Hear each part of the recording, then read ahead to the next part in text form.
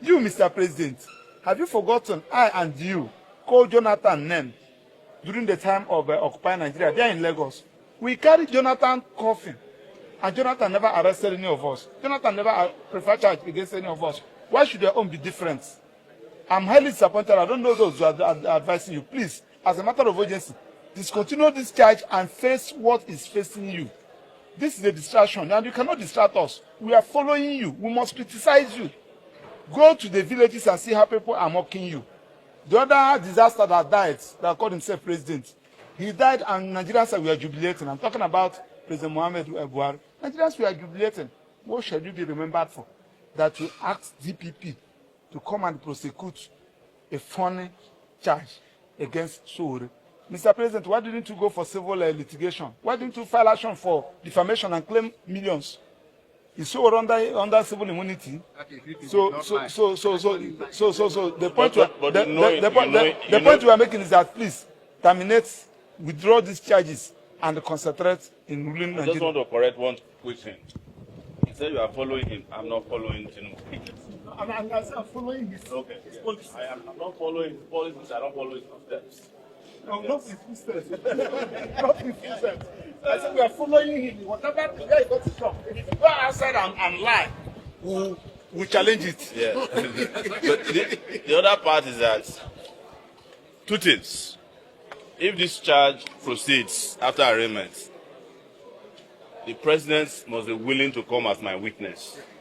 Yes, I'm not going to use God as my witness. I want to use him as my witness, that my statements are correct. Even if you go the civil route, truth is a justification. I will justify everything I've said about anybody who is in position of authority in Nigeria. I've been around long enough to be able to say this confidently. So, guys, thank you so much. We still have two other pending cases. As you are aware from the beginning, we knew that there was another voyage in waste of state resources. It was desperation on the part of the DSS to file charges where no offense was committed. And you saw that with what the lawyer to Meta said, that they have looked at the charges, nothing even related to an offense affecting Meta, that's Facebook. And I think the same thing applies to Twitter, and of course, it applies to me. Because there was no disclosure of any offense. If you see the charges they served me, they have one page of proof of evidence. And that was a picture, a still picture they grabbed, a screenshot from whatever they get of Tinubu standing in front. That's not proof of evidence. They did not even, I don't want to teach them what to do, because I know they will still come and fumble again next time. Then the most important thing that ought to have been done, which was to serve me, they refused to serve me. They were hoping that they come and ambush me in the court. They did not want to serve me because they are afraid that I will prepare for trial. I decided to come. But I decided to come because even cases that don't concern me, I come to this court to attend to them. So, what is important, Nigerians, is that our focus on how to fix this country is our inalienable right, and it's sacrosanct.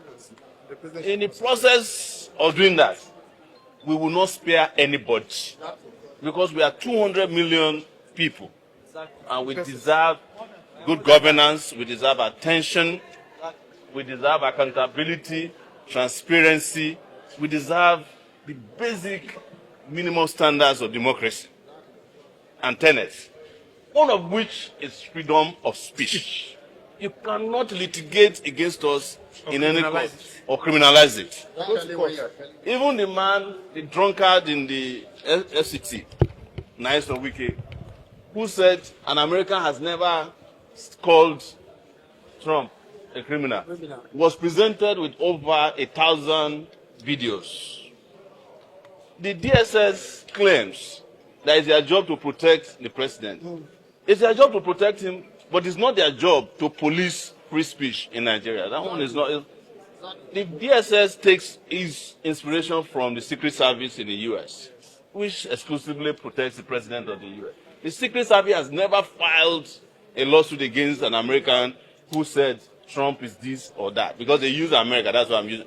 But let's even concede, without admitting, that they don't do it in America. We can do it here. Because Americans don't have our type of problems. Exactly. Americans have schools, they have functioning hospitals, they have great jobs, there's no unemployment. So Americans can decide to be complacent about calling out their leaders. We haven't gotten to where America was in 1900. So our own circumstances are different. And we must approach it with the tenacity and the ferocity that is required to ensure that those who claim to be our leaders, whether they rig themselves into office or they seize power, we hold them to account. And I'm saying this, that even under the military, when the military will seize power through a martial music, we confronted them, even though we didn't appoint or elect them.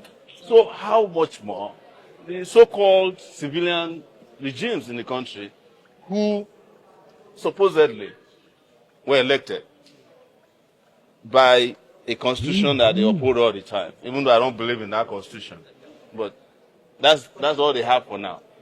So I just want to make it very clear, and it's very important for all of you, particularly in the media, that no offense has been committed, and the trial could not continue today because there is no way you can prosecute an offense that does not exist. They disgracefully brought the DPP of the Federation to come and personally oversee this case. The reason why he came is they forced him here. That's why he was unprepared. He did not know that I have not been served, because I think he was arrested and bundled here. Because I found out in their initial charge that they published in the public that he refused to sign off on the charges. He was not consulted. But the DSS had to force him to come here because they know me since 2019. Their lawyers cannot face me. So they have brought the DPP, and the DPP must learn a hard way. Exactly. That's the rule. Exactly. Yes. From this whole concept now. Yes. Let's go into some rise of Yeah. and look at what's the reaction you take now? I reacted last night, and let me send my condolences to my family and our co-workers. I knew, even without having been told, that she's a victim of Nigeria. Yes. Nigeria happened to her. I was reading on my way here, I've not confirmed, that they robbed every flat in that building. They called the police. Police did not show up until after she had jumped out of her window, gotten injured, and had no emergency support. She was found alive by the police, but when she asked to be taken to